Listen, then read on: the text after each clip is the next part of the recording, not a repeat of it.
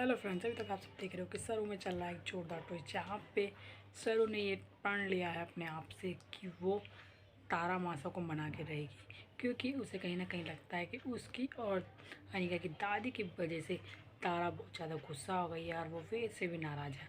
वहीं पर वेद भी अब सरू से बहुत ज़्यादा नाराज़ है, इसलिए अब वो वेद की माँ को मनाने की पूरी कोशिश कर रही है। पर वो वैसे नहीं मानती। फिर वो एक बार को सोचती है कि सब वेद से जाके बात करे, और वेद से बात करती है कि मैं जाकर मासा को समझाऊँ, पर वेद साफ मना कर देता है क्योंकि अभी उसकी मम्मी बहुत ज़्यादा गुस्सा है, तो इसलिए वो बोल रहा है कि अभी थोड़ा टाइम दो फिर बात करना। वहीं पर वेद भी अभी बातें नहीं कर रहा है सरू से सही से।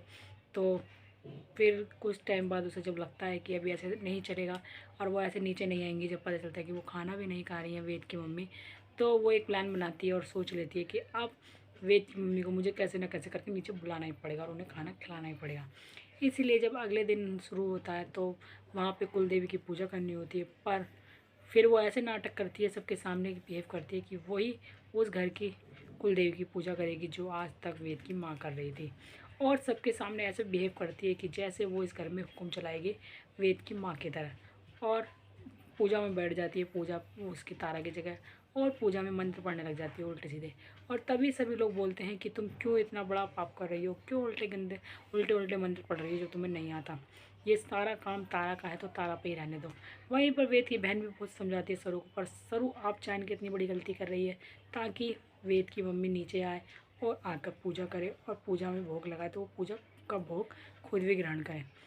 और वहीं पर वो कामयाब भी हो जाती है जब तारा देखती है कि सरू पूजा करने लगी है और वो मंत्र का उच्चारण सही से नहीं कर रही है।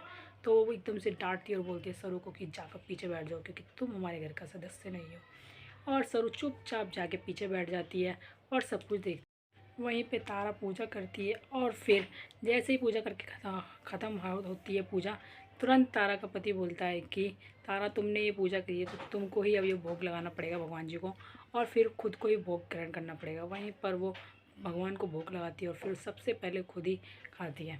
ये सब चीज़ें देखकर वे समझ जाता है कि शायद ये सब कुछ सरू ने आप जान कर किया था ताकि उसकी मम्मी खाना खा ले। और ये देखकर वो बोलता है कि मेरा दिल तो कर रहा है सरू कि अभी मैं तुमसे आके तुम्हें गले लगा के बोलूँ कि तुम बहुत बहुत थैंक यू, पर वो गुस्सा दिखा रहा है अभी सरू को पूरा, तो वो कुछ बोलता नहीं है, मन में की बात मन में ही रख लेता है। वहीं पर सरू को कॉल आती है सरू की माँ की, और उसकी माँ पूछने लग जाती है कि घर में सब कैसे हैं। तभी वो झूठ झूठ बोलने लगते हैं कि मेरे सासरे में सब बहुत बढ़िया हैं और मुझसे सब बहुत ज़्यादा प्यार करते हैं। वहीं पर वो सबकी अच्छाई बढ़ाई करती है, और ये सब बातें सुन लेता है वेद।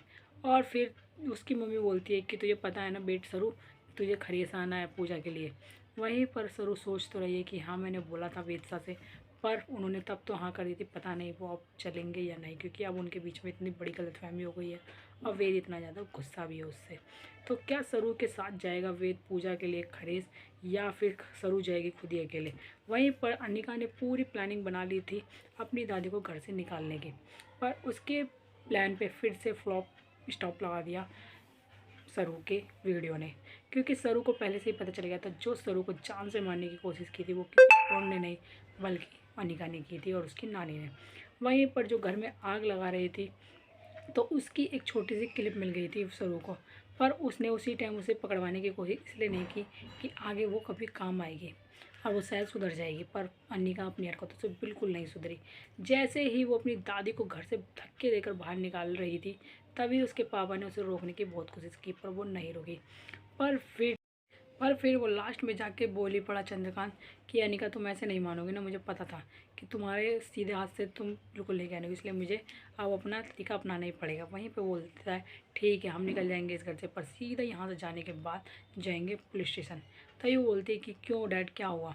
तभी वो दिखाता है उसे वो वीडियो जो सरू ने बनाई थी कि जो सरू को जान से मारने की कोशिश की थी उसकी शादी में आग लगा के, वो तुमने और नानी ने की थी तुम्हारी। तो ये देख के वीडियो वो बिल्कुल चौंक जाती कि सरू को ऐसी वीडियो कहाँ से मिली। वहीं पर वो छोड़ देती अपनी दादी का हाथ और बोल देती कि मैं तो दादी सिर्फ मजाक कर रही थी, नाटक कर रही थी डैड। और वो इतनी ज़्यादा डर जाती है कि अगर ये वीडियो जाके पुलिस को में दे दी चंद्रकांत ने, तो सरू की वजह से फिर से अनिका जेल में जा सकती है, और जहाँ उसकी नानी है वहीं पर उसे भी बैठना पड़ेगा पुलिस स्टेशन में। तो इन सब चीज़ों को देखते हुए अनिका बहुत डर जाती है और बोलती है कि डैड आप जो बोलोगे मैं वो करूँगी।